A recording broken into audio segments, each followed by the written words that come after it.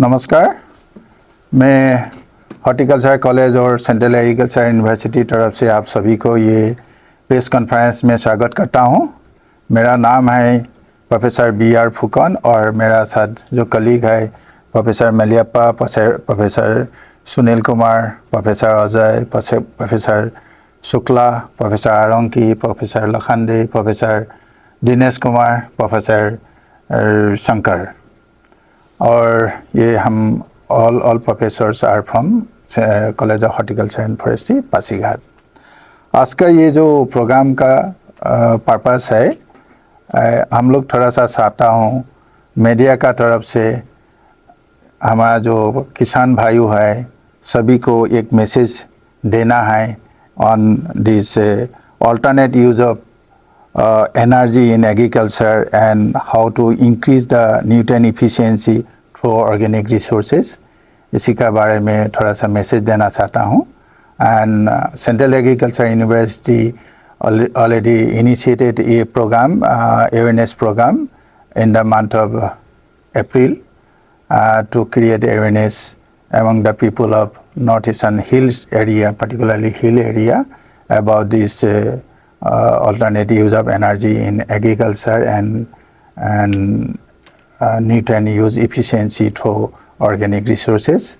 ये उसका base on that ये कंपाइलेशन है। ये कंपाइलेशन जो आर्टिकल जितना हमारा सेंट्रल एग्रीकल्चर यूनिवर्सिटी प्रोफेसर लोग ने पब्लिश किया है इन डिफरेंट प्रिंट मीडिया, इसको ये कंपेंडियम आप लोग को मैं कंपेंडियम को भी आपको दिया है। सो इसके लिए आप लोग को ये सभा में स्वागत किया हूँ। So as you know, Central Agriculture University was established in 1993 and to cater the peculiar and special purpose of agriculture, particularly the northeastern hill regions. And initially our university already established 13 colleges in the different campus, different states of northeastern region, and in the area of agriculture, horticulture, forestry, fishery, veterinary, post-harvest technology, engineering, and veterinary also, and food technology. So in all the agriculture and allied sector, university already taken the initiative to cater the need of the region. Initially our university put much effort on human resource development, and if you see, if you visit the different agriculture department in the state, horticulture, forestry, fishery, and all allied department, you will see the young professional from the agricultural university, Central Agriculture University. They are catering the need of the these people of this region. In respect of agriculture, this region really a peculiar challenging situations. We have the with high terrain area and the remoteness, totally dependence on the nature, this rainfall. Our agriculture is dependent on the rainfall, and the people are also not exposed to very modern technology. Due to remoteness, our cost of cultivations and cost of say transportations are also very high. So it's a different peculiar situations in our regions. Soil are acidic, and because of the soil erosion, quality also deteriorating, productivity also in many cases it's deteriorating. So that's why our university taken this initiative to popularize some of the technology or some of the information that the very essential for this hour to the people of this region. And that's why some technology related articles were published in the print media during last month, and this information to be taken to the farmer as much as possible, and a group who really formulate the different types of policy for this region. And along with me, we have the group of experts. Say this expert will focus on different type of this energy saving technology and also nutrient use efficiency. and particularly say solar energy, use of bioresources, then biofertilizer, natural farming, zero tillage farming, vermicomposting, organic farming, and different technique of nutrient use efficiency, protected cultivations, and likewise we have different expert with us. So this is the purpose of our meeting today. So I would like to give you a brief on this nutrient use efficiency, one of the important themes for which we have all gathered here for this press conference. So very good morning to all of you. Myself, Dr. A.S. Mailappa, I am the professor and head in the Department of Natural Resource Management. And first of all, we all need to know that what is the need of this nutrient use efficiency. Before that, what is nutrient efficiency?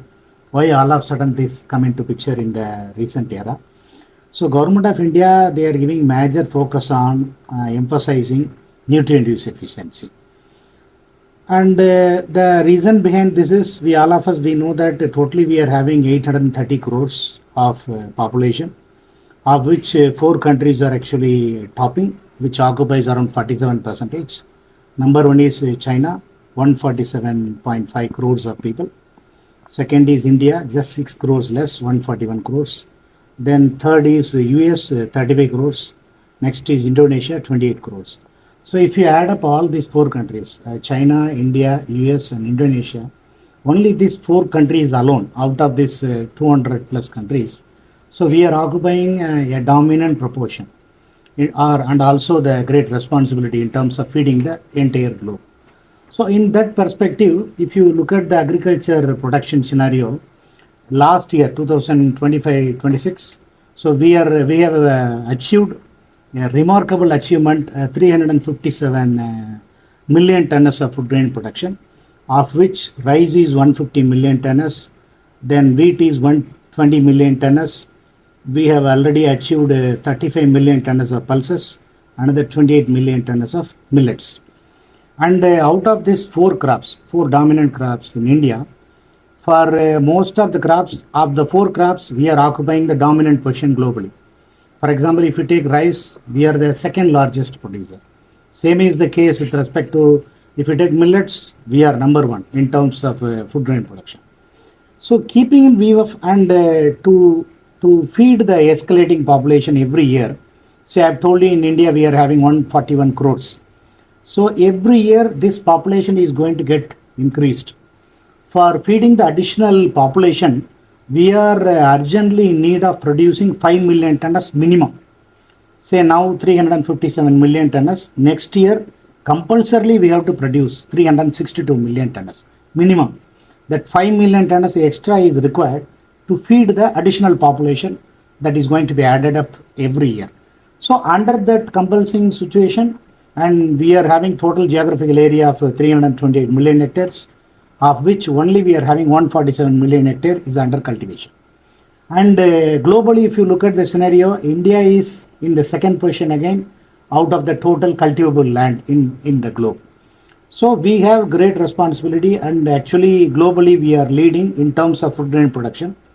To achieve the food grain production sustainably every year, one of the most important reason behind this is we have to increase the nutrient use efficiency.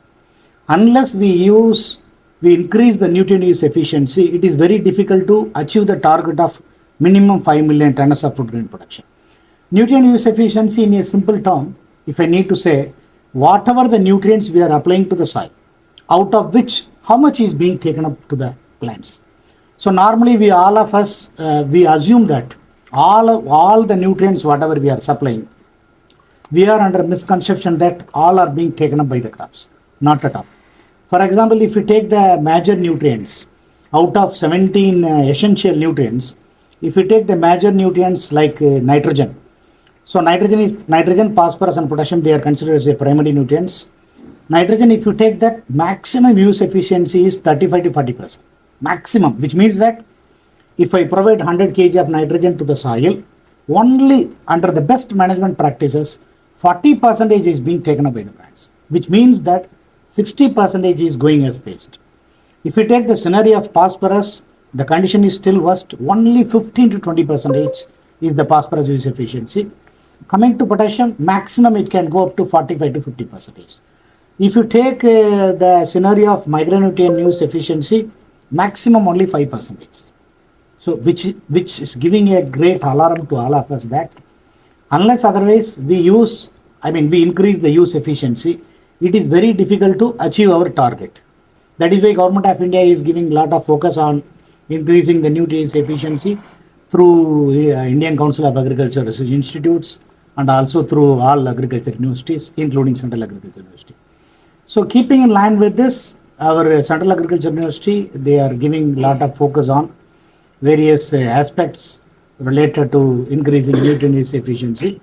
One such effort is this, lot of popular articles related to nutrient use efficiency has been collected from all the faculties of various constituent college of Central Agriculture University Imphal, and the same has been published in this, we have a compendium of all the news articles, popular articles that has been published related to nutrient efficiency. And so that, people will, all the farmers or the stakeholders related with agriculture will get aware of why the nutrient use efficiency is important, what are all the different ways and means through which we can enrich this nutrient use efficiency.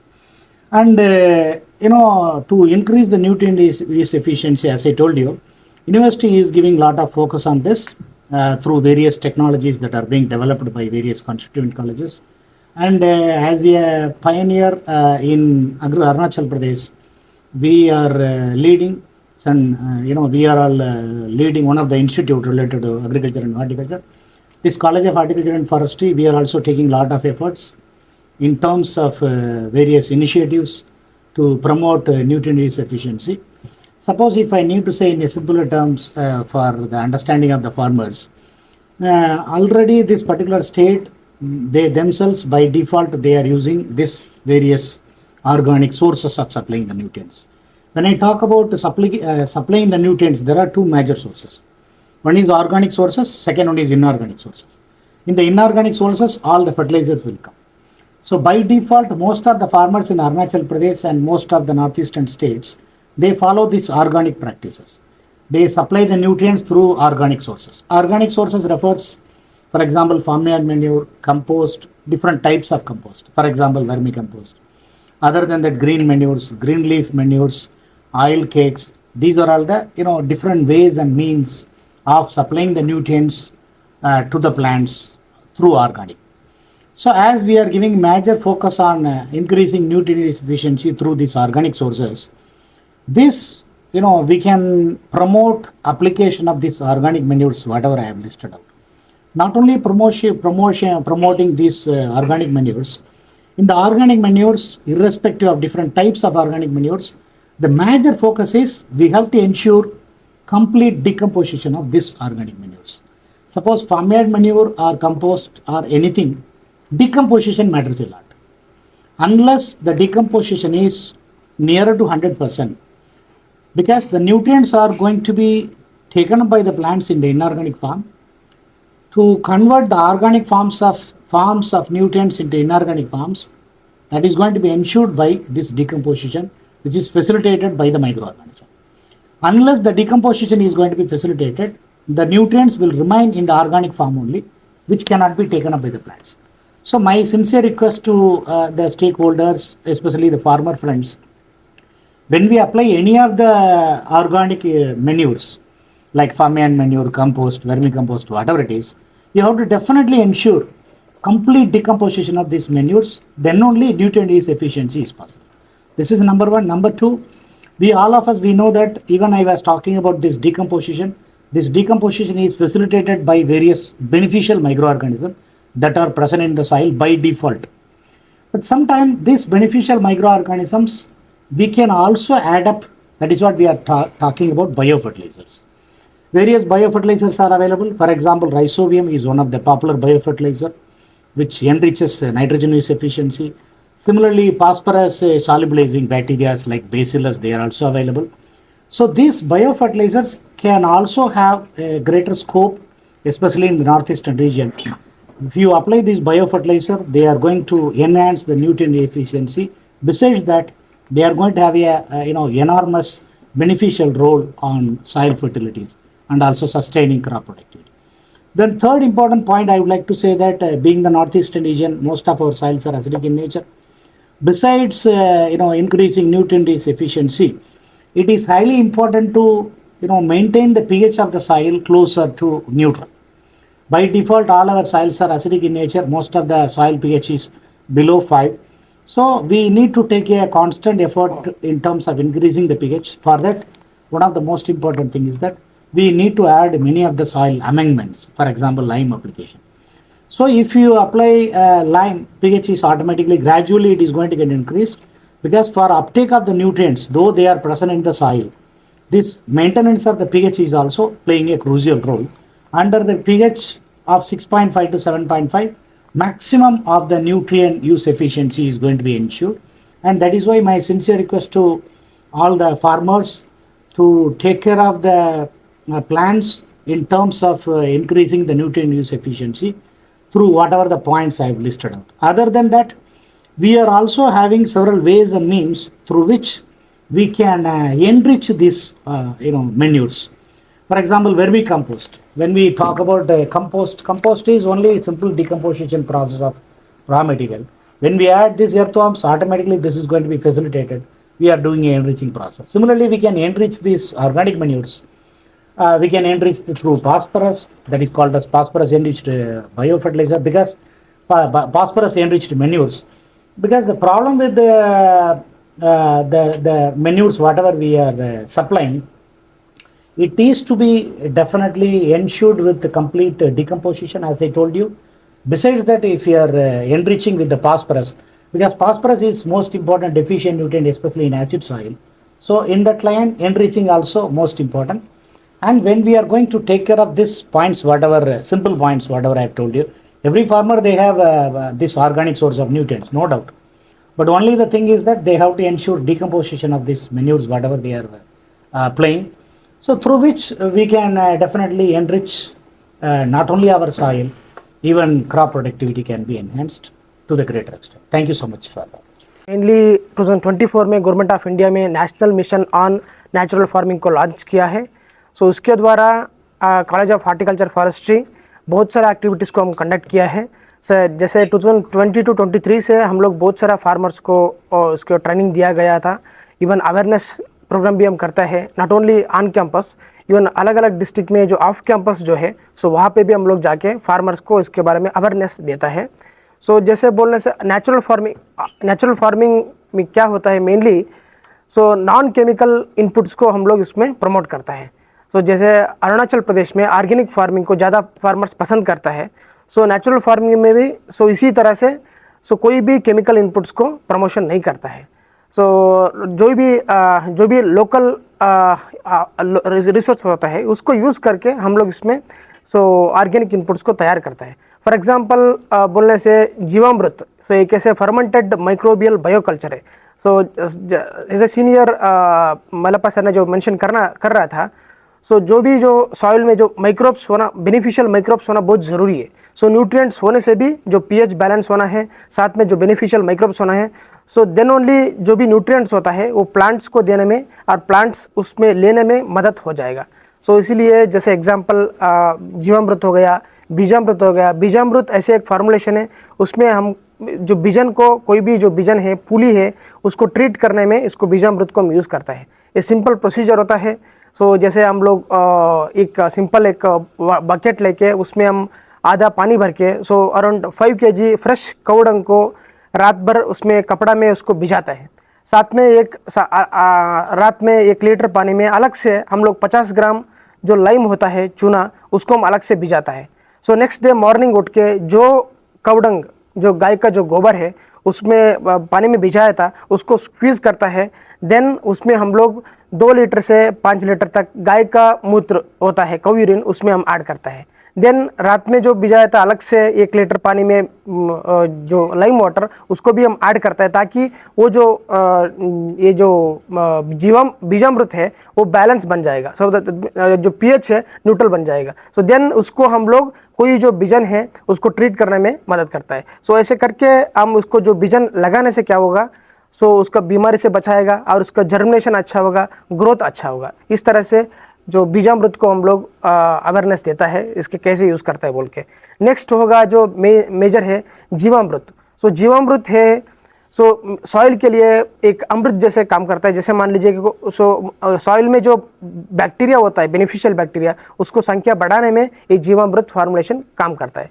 सो उसको तैयार करने के लिए भी ज़्यादा खर्चा नहीं होता है। सो जैसे 200 लीटर का मान लीजिए कि 1 एकड़ के लिए, सो 1 एकड़ एरिया के लिए 200 लीटर का ड्रम होने से उससे हम इसको मैनूर बना सकता है। सो फॉर एग्जांपल इसमें 180 लीटर पानी भरना है, उसमें हम लोग 5 चीज़ इसमें ऐड करना पड़ता है। सो वो सब चीज़ सस्ता में मिल जाता है। एक है 10 किलो गाय का गोबर लगाना है, 10 लीटर गाय का मूत्र लगाना है। सो देन 2 kg गुड़ लगाना है, 2 kg कोई भी फ्लोर, सो बेसन आटा या कोई भी पल्सेस का आटा लगाना है। लास्टली जो लगभग आधा kg से 1 किलो जंगल का जो मिट्टी है जहाँ पे कोई भी खेती नहीं करता है, सो या हरा भरा जो घास होता है उसके नीचे वाला अच्छा वाला मिट्टी को, लोकल मिट्टी को लगाना पड़ेगा। इस तरह से 5 चीज़ को लगा के सो 7 डेज इसको हम करने से 7 दिन तक इसको प्रिपेयर हो जाएगा। देन उसको हम लोग साइल में लगा सकते हैं। ये से लगाने से क्या होगा, न्यूट्रिएंट्स भी मिलेगा, साथ में इसके अंदर में जो कोई भी जो बेनिफिशियल बैक्टीरिया था जैसे कौडंग में रहता है, सो और जो लोकल जो मिट्टी में रहता है वर्जिन सॉइल में, वो सब संख्या बढ़ा के सो हमारा मिट्टी में उसका पॉपुलेशन ज़्यादा हो जाएगा। जैसे बेनिफिशियल बैक्टीरिया का संख्या ज़्यादा हो जाएगा, हमारा न्यूट्रिएंट यूज एफिशिएंसी भी अच्छे से बढ़ पाएगा। सो इस तरह से हम लोग बीजामृत जीवामृत को भी प्रमोशन करता है। उसके साथ साथ हमारा CAU सो बहुत सारा ऑर्गेनिक इनपुट्स को भी लोकल स्ट्रेन यूज़ करके प्रोडक्शन करता है। For example CAU bio enhancer एक ऐसे माइक्रोबियल कंसोर्शियम है। इसका मतलब उसके अंदर में बहुत सारा 4 बेनिफिशियल डिफरेंट बैक्टीरिया है। कुछ लोग नाइट्रोजन फिक्स करता है एजोटोबैक्टर, कुछ पी मोबिलाइजर, जैसे सर बोल रहा था, सो फास्फोरस मोबिलाइज करने में जैसे बैसिलस टाइप का बेनिफिशियल बैक्टीरिया होना भी जरूरी है। सो ऐसे 4-5 जो बेनिफिशियल बैक्टीरिया हो वो कंपैटिबल है, वैसे वाला बैक्टीरिया को हम लोग इसको एज ए कंसोर्शियम इसको प्रोडक्शन कर रहे हैं। और उसके साथ साथ ऑर्गेनिक पेस्टिसाइड से वो भी लोकल सॉइल से, लोकल इंसेक्ट जिसमें जो फंगस लगता है उसको लेके, जैसे बेबेरिया हो गया, देन लेकेनिसिलियम हो गया, ऐसे वाला बायोपेस्टिसाइड भी प्रोडक्शन कर रहे हैं। उसके साथ साथ ट्राइकोडर्मा, सूडोमोनास, वो सॉइल में रहने वाला जो डिसीज मैनेजमेंट करने के लिए भी इसको हम लोग प्रोडक्शन कर रहे हैं। तो ये सब activities college of horticulture forestry का द्वारा प्रोडक्शन कर रहे हैं और फार्मर्स को भी अवेयरनेस दिया जा रहा है। सो मैं प्रोफेसर सुनील कुमार जनरली यहाँ पे कॉलेज ऑफ हॉर्टिकल्चर में फ्लोरिकल्चर सेक्शन में देखता हूँ। तो जैसे सर ने बताया और इन्होंने बताया कि CAU बहुत सारा bio enhancer, then bio fertiliser and all the things to increase the nitrogen nutrient use efficiency. So in this direction, the Department of Floriculture is doing research work on protected cultivation by using the soilless media like growing cocoa husk, cocoa peat, vermicompost, FYM of course we are using. Then also in this direction new things means whatever the waste materials are available in the pasighat like erica nut shell, bakuli jo bolte hain, people then generally burn it. So we are using this one. So whatever the nutrients are available, we can utilize in the flower production and quality. Also tea spent. Here Oyan tea estate is there in Siang tea estate in Oyan. So we are using the tea spent itself because it is only used for the burning the things and nothing is used. So tea spent also we are using. So how the flower quality can be increased. And also in a protected cultivation we are emphasizing that to increase the quality and flower production, because in this climate change era carbon dioxide production is high everywhere because tree is very less. To mitigate the climate change, one of the aspect is go for protected cultivation. So I urge with the farmers that whatever the area they have, utilize them in a protected cultivation because plant needs carbon dioxide to make the food. So once it is converted and constructed, the poly house is constructed, light will trap and carbon dioxide generation will be more because it is enclosed area. So plant will utilize maximum. So at least we can reduce the carbon dioxide in the environment in a protective manner. Also, flower is a high value and low volume crops, highly remunerative. So again I will request, because the farmers of the Arunachal Pradesh, they give some area for flower production itself, so that they can sustain their life, because only growing the food grains and fruits and vegetables, it will not cater the things. Flower is also important, because every occasion, every festival, every function, we need the flowers, right from the birth of the child and death of the people. Everywhere we need flowers. And nowadays Government of India also emphasizing the flower production, and it's an intensive crop. So in that line, we are using all the possible grow organic media, how to increase the flower production and productivity to benefit the community of the Arunachal farmers. And also we are giving the training to the farmers, farm women and school dropouts, to make them self-sustainable, so that they can start the entrepreneurship also by using the organic media and locally available materials.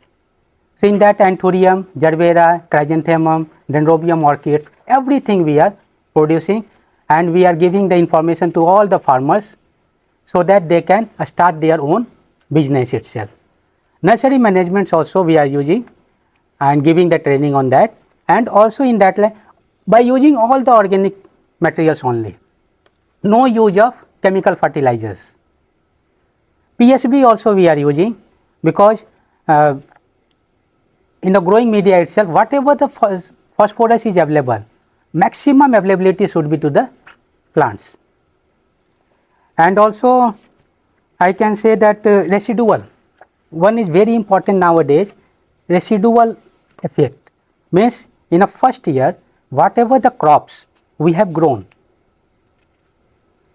then whatever the nutrients we have applied in a field, next, because as sir said that plants will not acquire more nutrients, only percentage 15% to 20%, rest of the nutrients are available in the growing media. So by utilizing this growing media in the next year, by growing the crops, so this year we cannot give the any fertilizer, any organic media, and we have did the research work on this residual effect, and we have got the very encouraging results. So with these words, I request all the farmers of the Arunachal Pradesh that they go for the organic farming, natural farming, and give more emphasis to the flower also. Thank you. सभी media के साथियों को नमस्कार। जैसा कि आज का इस प्रेस कॉन्फ्रेंस का जो थीम है अल्टरनेट एनर्जी इनिशिएटिव्स और न्यूट्रिएंट यूज एंड एफिशिएंसी, इस दोनों अल्टरनेट जो एनर्जी हैं उसका सबसे पहले तो क्यों ज़रूरत पड़ रहा है। हम लोग जो ट्रेडिशनल जो एनर्जी यूज़ कर रहे हैं, अब हम अल्टरनेट की ओर फिक्स क्यों हो रहे हैं। तो हम लोग देख पा रहे हैं कि जो जियो पॉलिटिक्स देख रहे हैं पिछले कुछ दिन से, उसमें क्या हो रहा है कि इम्पोर्ट एक्सपोर्ट बहुत ही अफेक्ट हो रहा है।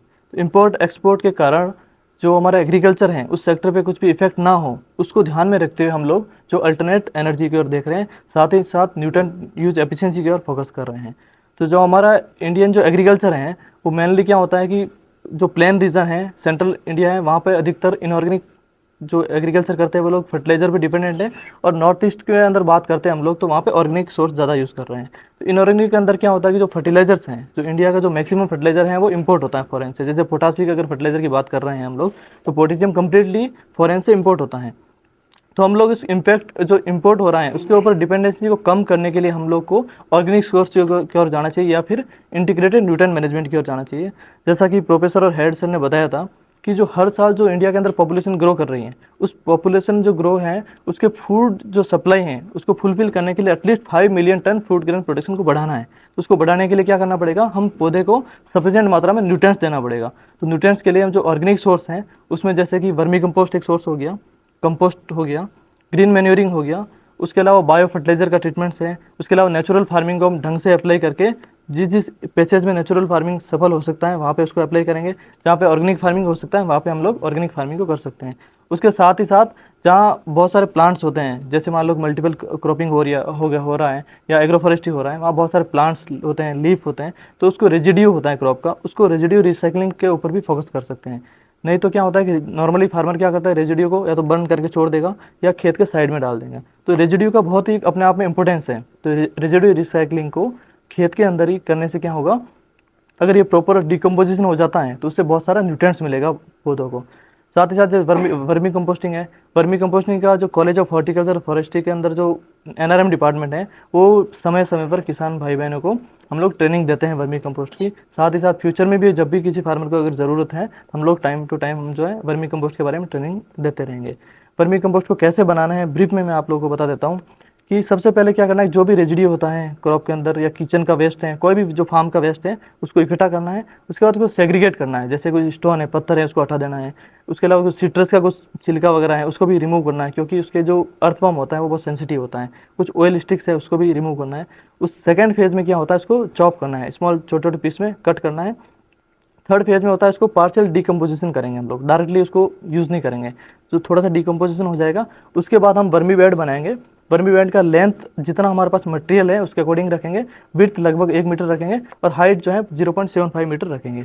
अब क्या करेंगे कि सबसे पहले इसको हमने जो डाल दिया, जो भी पार्शियली डिकम्पोज मटेरियल है उसको डाल दिया। उसके बाद हम केचुआ यानी जिसको अर्थवर्म बोलते हैं, अर्थवर्म को इंट्रोड्यूस करेंगे।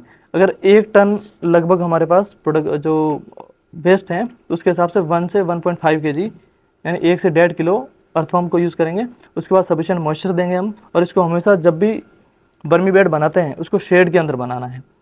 साथ ही साथ जब इसको हमेशा कवर करना है, कवर के बाद हम बात करते हैं कि इसको टर्निंग करना है समय समय पे, ताकि प्रॉपर एरिएशन मिलता रहे और रेगुलर इसको पानी देते रहना है। तो लगभग जो है 15 से 20 दिन के अंदर यानी 15 to 20 डेज़ में एक बार इसको टर्निंग करना है। तो ऐसे अगर 3-4 टर्निंग करेंगे तो 60 डेज़ के अंदर वर्मी कंपोस्ट पूरी तरह से रेडी हो जाता है। उसके बाद उसको सीव करके जब पूरा रेडी हो जाएगा तो उसको हम सीव करके उसको शेड के अंदर रख के उसको हम फील्ड में यूज़ कर सकते हैं। जब वर्मी कंपोस्ट का एक पहचान होता है कि जब ये रेडी होता है तो जो चाय पत्ती होता है, टी लीव्स जो चाय बनाते हैं, ऑलमोस्ट उस टाइप से ग्रेनुअल बन जाता है। तो इस टाइप से हम वर्मी कंपोस्ट का यूज़ कर सकते हैं। साथ ही साथ जैसे कंपोस्टिंग बनाते हैं, कंपोस्टिंग में क्या करते हैं, नॉर्मली क्रॉप रेजिड्यू को लेके हम लोग उसको डिकम्पोजिशन करते हैं। तो नॉर्मल कंपोस्टिंग में क्या होता है, न्यूट्रिएंट कम होता है, तो उसको एनरिच करने के लिए हम लोग उसमें कुछ इधर कुछ बायो फर्टिलाइजर पहले से डाल देते हैं या फिर इसमें रॉक फॉस्फेट डालते हैं, जिससे कि क्या होता है कि फास्फोरस कंटेंट बढ़ जाएगा, क्योंकि हमें एसिडिक सॉइल के अंदर फास्फोरस की नॉर्मली कमी होती है, यानी अवेलेबिलिटी कम होती है। उसको बढ़ाने के लिए हम जो है phosphorus rich organic manure develop करना चाहिए या फिर जो है बायोलॉजिकल एनहांस्ड कंपोस्ट बनाना चाहिए। उसमें क्या होगा कि हमें पहले से रॉक फॉस्फेट कुछ ऐड करना है, कुछ जो बेनिफिशियल बैक्टीरिया हैं वो भी ऐड करना है। इस तरह से हम कंपोस्ट बना सकते हैं। साथ ही साथ जो इस रीजन के लिए जो सुइटेबल ग्रीन मैन्योर क्रॉप हैं, जैसे राइस बीन हम लगा सकते हैं, काउपी लगा सकते हैं, ब्लैक ग्राम लगा सकते हैं और ग्रीन ग्राम हम लोग लगा सकते हैं। साथ ही साथ ढेंचा जो सेसबेनिया लगा सकते हैं और सनहेम्प भी हम लोग यहाँ पे ग्रो कर सकते हैं। स्पेशली जो एसिडिक सॉइल है वहाँ पे सेसबेनिया सबसे बेस्ट होता है, उसको राइस के साथ भी लगा सकते हैं। अगर ग्रीन मैन्योरिंग का अगर फार्मर के पास टाइम नहीं मिल पाता है किसी कारणवश, तो हम ब्राउन मैन्योरिंग की ओर भी जा सकते हैं, यानी राइस के साथ ही उसको लगा के बाद में इसको नॉकडाउन कर देंगे, उसको खेत के अंदर कर देंगे। तो ये जो डिफरेंट सोर्सेज है न्यूट्रिएंट का, मैं समझता हूँ कि जो किसान भाई बहन हैं इस सब न्यूट्रिएंट के सोर्स को यूज़ करके अपने न्यूट्रिएंट यूज एफिशिएंसी बढ़ाएंगे। डेफिनेटली उनके जो सोइल फर्टिलिटी है, सोइल हेल्थ है, वो इम्प्रूव होगा और क्रॉप प्रोडक्शन में वृद्धि होगी। बहुत बहुत धन्यवाद। Thank you very much. Good morning to all of you. Thank you very much, Dr. Fukan sir. तो सभी को नमस्ते। मेरा नाम डॉक्टर एस.एम. लोखंडे है। मैं department of post harvest management में as associate professor and head department of post harvest management में है। और अभी बहुत सारे लोगों ने काफ़ी सारी जानकारी दी है कि जो भी हम टारगेटेड क्रॉप है, specially in north east region में जो भी एग्रीकल्चर रिलेटेड या हॉर्टिकल्चर रिलेटेड पोटेंशियल है और उसका साइंटिफिक तरीके से कैसे यूज़ करना है। तो हमारा जो फील्ड है ये सबसे आखिरी में आता है सिक्वेंशली, जैसे आपने देखा हुआ कि सॉइल से हमने शुरू किया और स्पेसिफिक कमोडिटी स्पेसिफिक जैसे फ्लोरिकल्चर के बारे में प्रोफेसर सुनील सर ने बताया, सॉइल साइंस के बारे में हो गया, ऑर्गेनिक फार्मिंग के बारे में डॉक्टर अजय सर ने बताया, ओवरऑल ब्रीफिंग तो सर ने कर ही दिया, लेकिन फूड प्रोसेसिंग के बारे में जैसे कि प्रोफेसर माइलापा सर ने तो स्टैटिस्टिक जैसे बताया गया कि प्रोडक्टिविटी में हम फर्स्ट या सेकंड रैंक में है, बट प्रोसेसिंग का रेट जो है स्टिल इट इज़, सर ने भी अभी जैसे जिक्र किया था कि प्रोसेसिंग का रेट बहुत कम है। So from government side also कि गवर्नमेंट भी ट्राई कर रहा है, ministry of food processing industries new Delhi specially, पहले मिनिस्ट्री ऑफ एग्रीकल्चर में था लेकिन 86 के बाद ministry of food processing industries new Delhi अभी सेपरेट हुआ है, और मिनिस्ट्री भी बहुत अलग अलग तरीके से एंटरप्रेन्योर्स को सपोर्ट करने के लिए और काफ़ी सारे फंड्स वगैरह देने का प्रयास कर रहे हैं। एंड स्पेशली द अभी के थीम के अनुसार अगर हम बात किया जाए कि what are the alternative sources, renewable sources for हम कैसे यूज़ कर सकते हैं कि पोस्ट हार्वेस्ट के रिलेटेड, तो इसका काफ़ी सारा एग्जांपल्स है हमारे पास, जैसे कि सोलर एनर्जी तो एक रिन्यूएबल एनर्जी का बहुत दिन से इस पे काम हो रहा है। स्पेशली सोलर रिन्यूएबल एनर्जी के लिए भी ministry of new renewable energy new Delhi भी बहुत सारा सपोर्ट कर रहा है कि छोटे छोटे फार्मर्स के लिए स्पेशली SHGs या POs को बहुत सारा सपोर्ट कर रहा है, और उनके लिए फाइनेंशियल सपोर्ट तो कर ही रहा है और उसके साथ टेक्नोलॉजी भी ट्रांसफ़र कर रहा है। जैसे कि हमारा यूनिवर्सिटी में भी काफ़ी सोलर ड्राइंग से रिलेटेड बहुत सारा सेंट्रल एग्रीकल्चर यूनिवर्सिटी में एग्रीकल्चर इंजीनियरिंग कॉलेज है रानीपुल में, वहाँ पे भी काफ़ी सारा रिसर्च हुआ है। इसमें low cost solar dryer already develop किया है, और इसमें यही कि फिर हम क्या कर सकते हैं, इसका पोटेंशियल एप्लीकेशन कैसे कि सोलर ड्रायर हम यहाँ पे हमारा जो भी टारगेटेड क्रॉप है, हमारे यहाँ फार्मिंग कम्युनिटी जो भी कर रहा है, जैसे जिंजर हो गया, जिंजर भी उसमें ड्राई कर सकते हैं, और इसी तरीके से फिर वैल्यू एडिशन होता है। अदरवाइज मैंने बहुत बार हमें इंक्वायरी आता है कि sir we have the good productivity, लेकिन प्रोसेसिंग करने का हमें तरीका नहीं है, हमारे पास टूल इम्प्लीमेंट्स या कुछ नहीं है। तो ये रिन्यूएबल एनर्जी का बहुत अच्छे से एप्लीकेशन करके सोलर ड्राइंग के लिए जिंजर हो गया, टर्मरिक भी ड्राई हो सकता है, उसमें काफ़ी सारे फ्रूट्स है यहाँ पे, जैसे कि ऑरेंज है, कीवी है, ये फ्रूट भी हम ड्राई कर सकते हैं, क्योंकि ये सोलर ड्रायर में थोड़ा सा हम मॉडिफिकेशन करने की ज़रूरत है कि जैसे कि पॉलीकार्बोनेट शीट होता है, इसका बहुत अच्छा एफिशिएंसी है, पॉलीइथिलीन और पॉलीकार्बोनेट शीट होता है, इसका बहुत अच्छा एब्जॉर्बेंस होता है हीट का, और इसमें छोटा सा मॉडिफिकेशन लाइक उसका रिलेटिव ह्यूमिडिटी, टेम्परेचर और एक टॉप माउंटेड वेंटिलेटर अगर हम लगाएंगे तो ड्राई ईयर से सिर्फ ड्राई होते रहेगा प्रोडक्ट।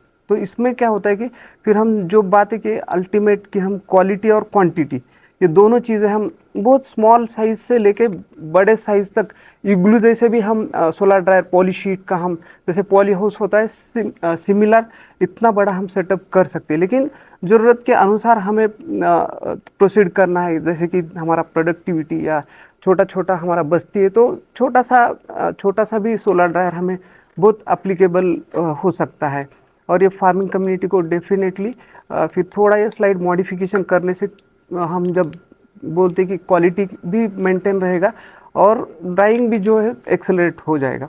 तो एक एग्जांपल है, और बहुत सारे कि एग्रीकल्चर वेस्ट भी जो निकलता है उससे भी टर्मरिक का भी प्रोडक्टिविटी बहुत ज़्यादा है यहाँ पे, लेकिन हम फ्रेश फॉर्म में हम अगर बेचने के लिए जाते हैं तो फार्मर का यही कंप्लेन आता है कि हमें प्राइस नहीं मिलता है। फ्रेश टर्मरिक हम बेच रहे तो 100 रुपीज़ में 100 रुपीज़ या 60-50 रुपीज़ तक जा रहा है, इट डिपेंड्स कि वैरायटी टू वैरायटी डिपेंड करता है, लेकिन उसका फिर प्रोसेसिंग ये रिन्यूएबल एनर्जी यूज़ करके भी हम कर सकते हैं, क्योंकि या एग्रीकल्चर वेस्ट यूज़ करके भी, क्योंकि मोस्ट ऑफ द स्पाइसेस में एक ही है कि स्पाइसेस या अंडरग्राउंड क्रॉप है, इसके लिए प्राइमरी प्रोसेसिंग लगता है। तो प्राइमरी प्रोसेसिंग में हम स्टीम बेस्ड एक क्यूरिंग प्रोसेस होता है। क्यूरिंग प्रोसेस बहुत यूनिवर्सल है, वो तो काफ़ी सारे कमोडिटी में यूज़ होता है, जैसे टर्मरिक में होता है, ऑनियन में भी होता है, और बहुत सारे लार्ज कार्डामम भी प्रोडक्टिविटी बहुत अच्छा है,